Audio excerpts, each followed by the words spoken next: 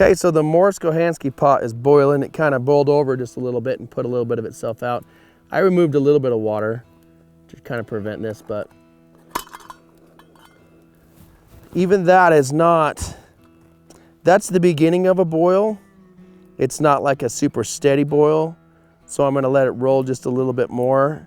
It's probably okay in its current state. The thing is, this isn't something that you want to risk. And it had a heavier boil, but then it spilled over just a little bit and put this out underneath it. So as this fire dries out what it just spilled, it'll go back. We'll let it set a little bit longer. Maybe roll some of these guys under there. And also to mention this, coals are for baking, flame is for boiling. So if you want to boil, you need the flame. And the larger the amount of mass, or the larger the amount of water, the longer it's going to take to boil. That's why the Mors pot is boiled already, and the clean canteen is still just kind of chilling. It's going to take some more time. I may even need to build the fire back up around it to get the clean canteen boiling.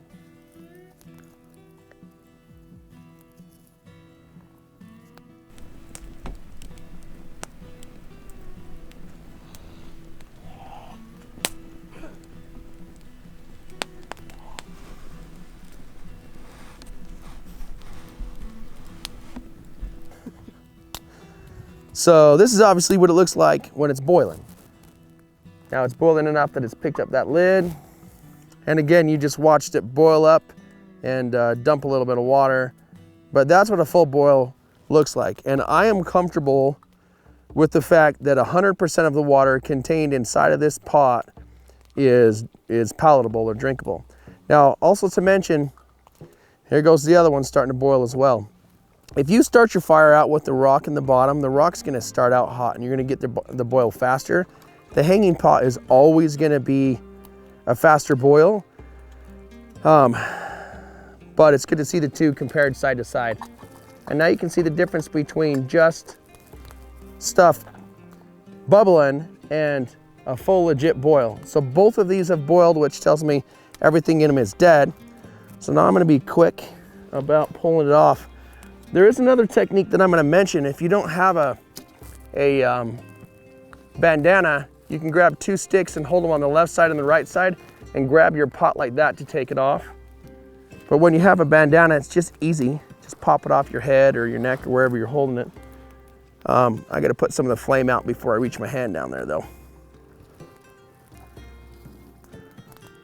I really like this cooking rock idea I got from a friend of mine, because it just keeps your pot or whatever from tipping over.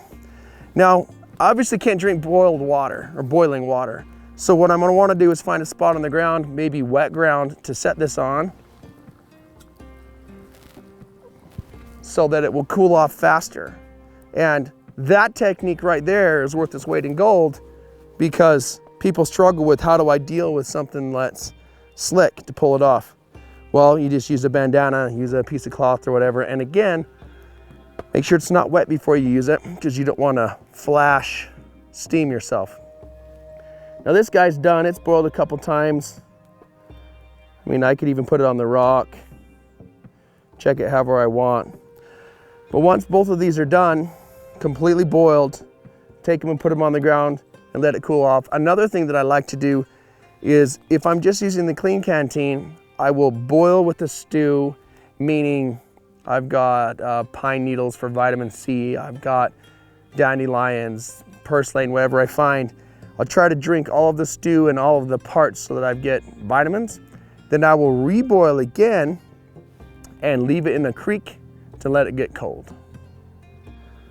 Now I've been waiting for about an hour, hour and a half. The time it takes to cool off the water is dependent upon how much water you've got, how cold it is, how cold the ground is, whether or not there's wetness in the ground.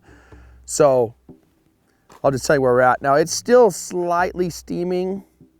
Put my finger in it. It's about the temperature of a warm cup of hot chocolate. And so it's not super amazingly good, but We took this out of the bovine wine river, the cowpea river, boiled it, and now I'm gonna drink it. And what you could do with this, put the lid on and put it in the river, which is probably what I'm gonna do because I need water. But I'll put the lid on it and put it in the river, and then later on tonight or tomorrow morning, it will be cool and good to the touch, or good to taste. It's still pretty warm.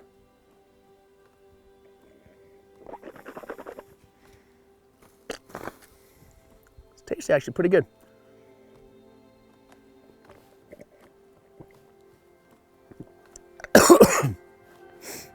Not bad. So, if you're in the backcountry and you need water, just boil it. As long as there's not like a pulp plant or a nuclear facility upstream, you should be all right. If you want it to taste good, get it cold again when you're done, which is what I'm gonna go do right now.